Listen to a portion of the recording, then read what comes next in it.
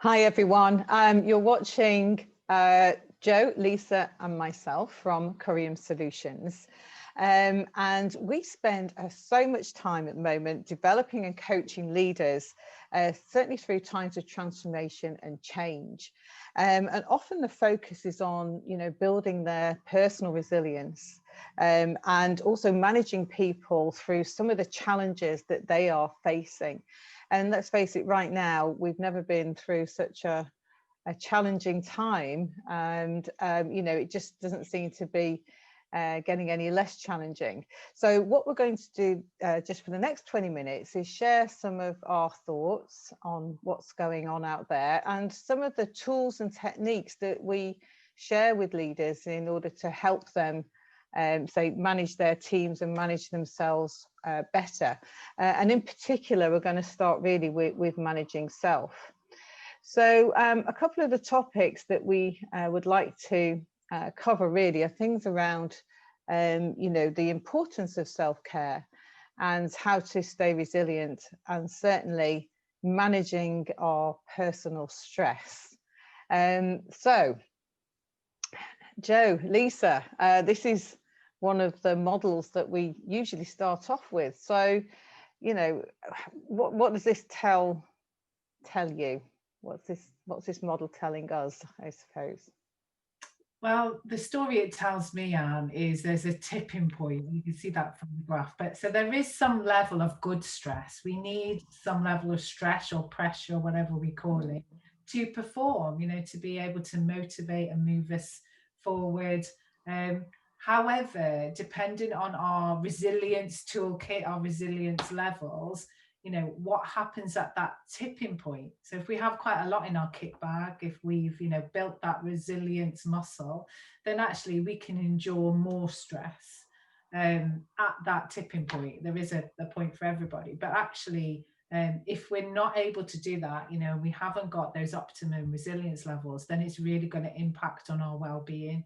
And red flags are going to show up. It says emotional, physical exhaustion. You'll see people, headaches, not sleeping, caffeine overdosing. Lots of different people's will be different, but so that there is a real physical impact of mental exhaustion, really.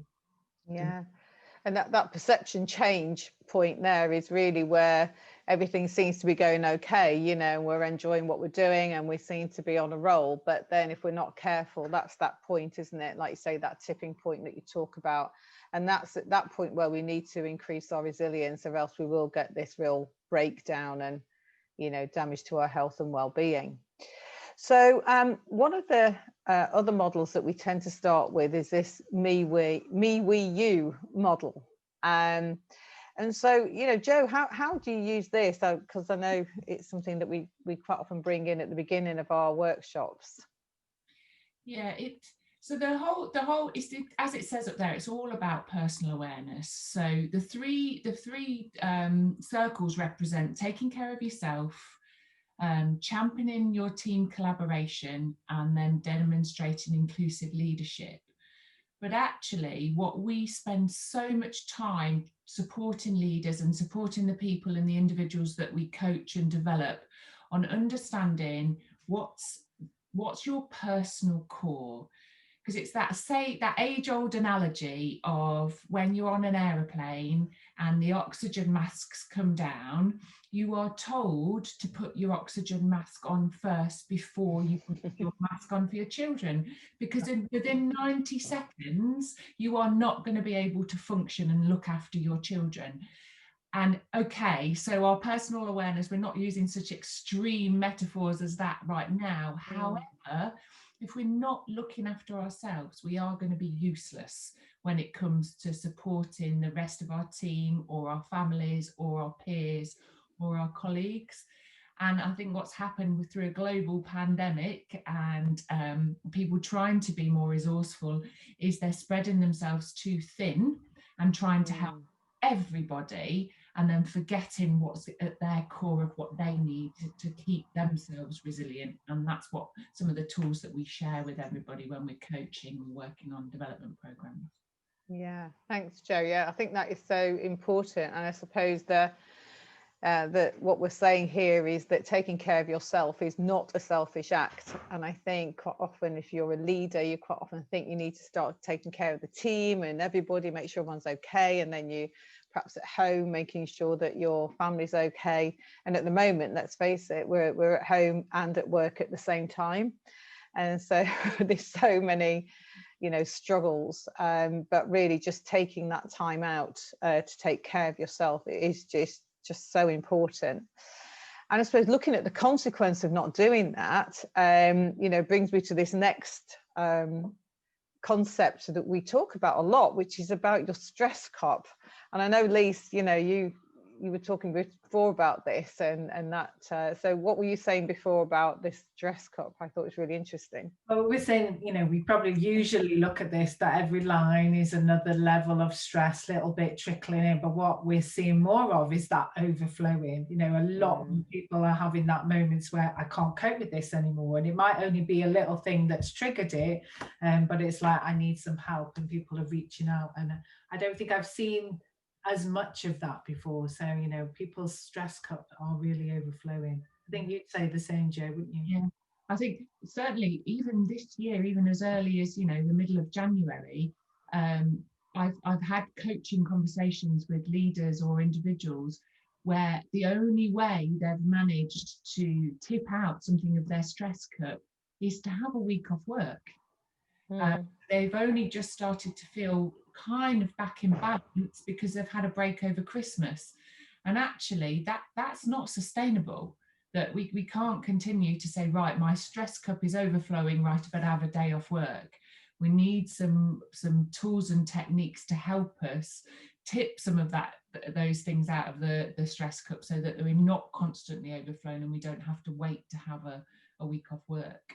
Yeah, that's really interesting. And I was reading an article the other day about how this working from home has got its good points, but it's also causing stress. I mean, we talked about, obviously you've got your family and maybe young children or teenagers to cope with as well, but there's an interesting survey done around that downtime now, that you've not got your commute, and while in some way that is a blessing, it's that you haven't got that kind of divide. So you leave work and you're straight into home.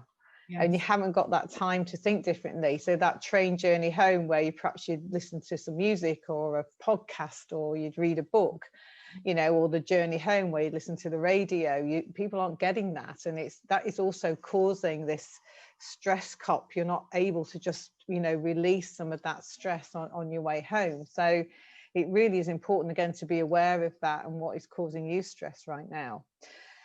So the next thing I just thought would be interesting to share, and I know, Lisa, this is one of the models that you created, and perhaps we could just explain what this is about. Well, this is about noticing that, those people, that seem brilliant athletes, or those really exceptional business people who seem to be really resilient. So it doesn't matter what's thrown at them, how many knocks they have, they still achieve it, don't they? They still do it. And like, what is that? And I think the big thing for them is they've got a real sense of purpose. So that core purpose, and everything's aligned to it, their talent and their passion and their values, and they're really, really focused. And that just keeps them going.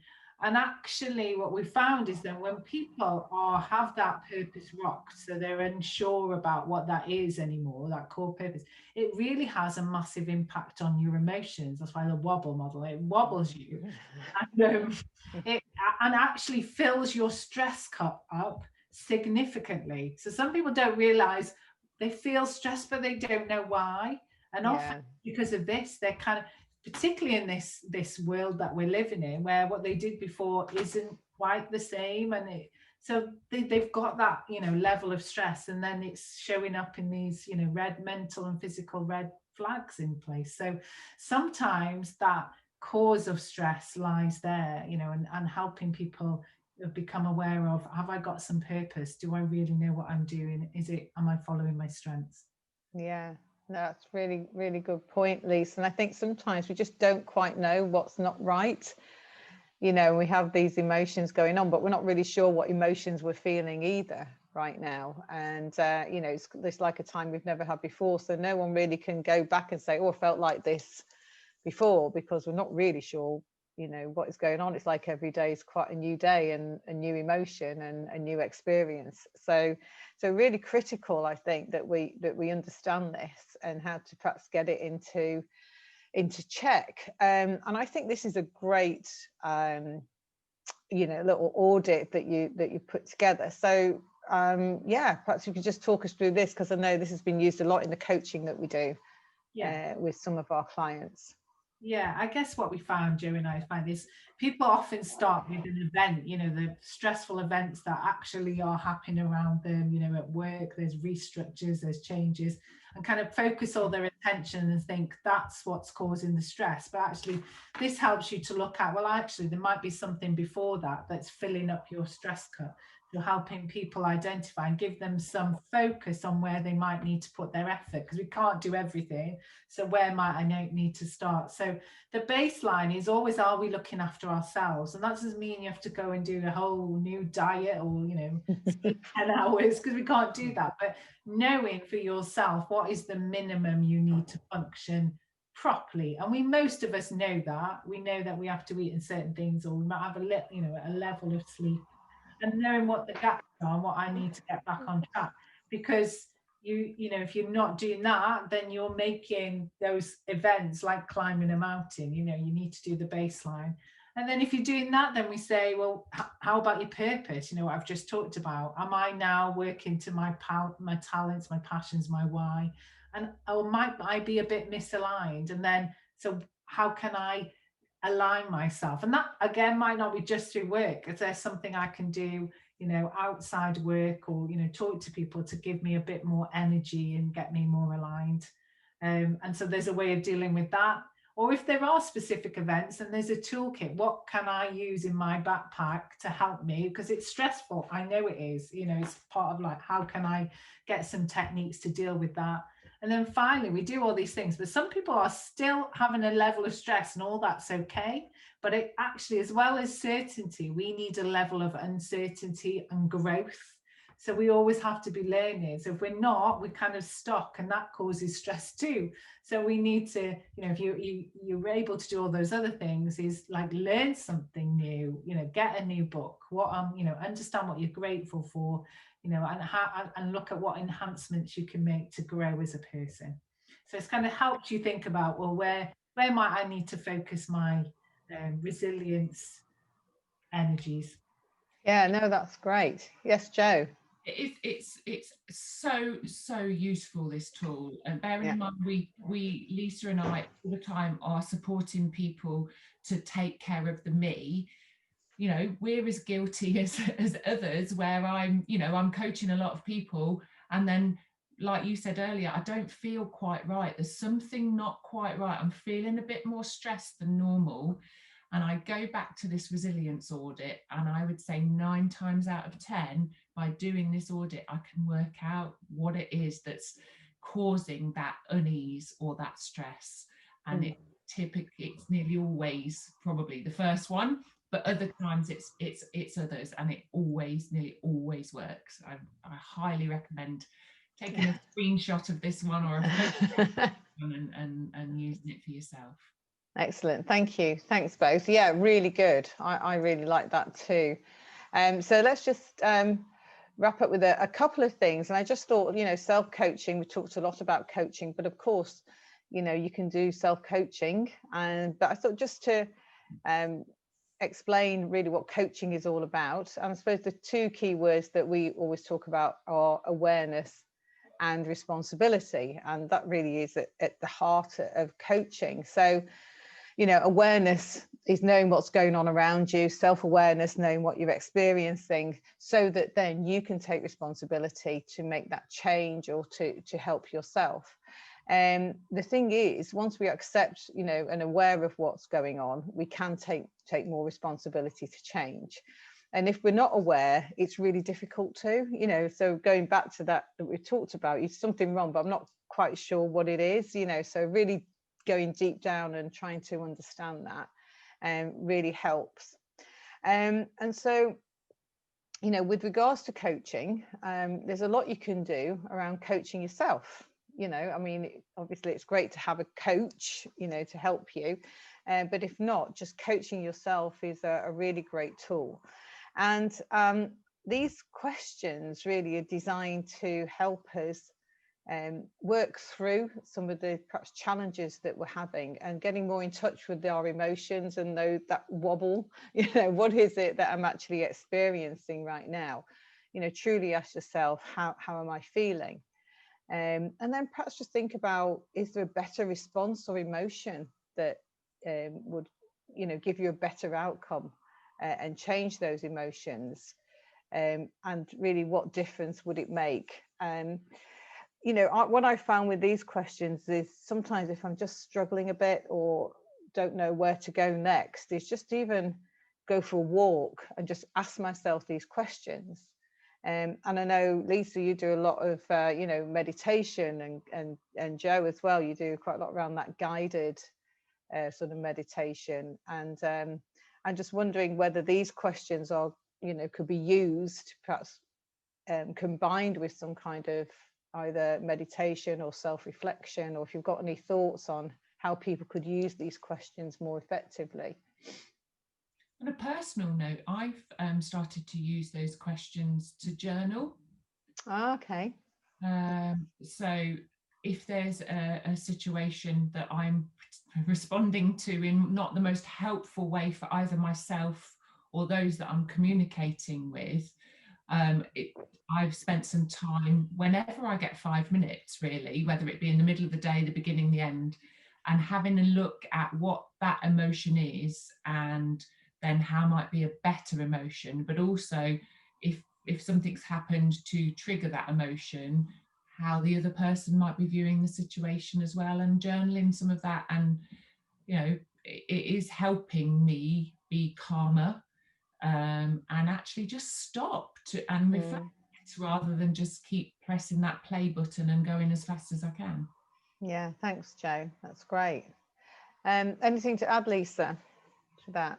I just think the practices that you said, you know, meditation or reflective practice, is just about creating some space and letting your mind do the work. So sometimes it's about having those questions in front of you, then doing some meditation or going for a walk, but not think about it, you know, I'd had that just beforehand, and then come after that, coming back and going, well, what do I think about it now? Because actually trying to respond when your mind's full will never give you the best response. So then, you know, all that does is creates that space so you can see things with a better perspective, really. So yeah, it's great to combine it.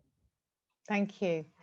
So just thought we'd finish on a model that we often talk about, and this just helps us. We've talked a lot about ourselves, but perhaps now just thinking about other people that can impact on our stress, but then also how we impact maybe on them. And so this R factor is all about thinking, you know, an event happens and there's an outcome, you know, and so something happens, and the way we respond or we react actually results in a particular outcome. And we know that there's certain things that will trigger a particular response or a stress moment.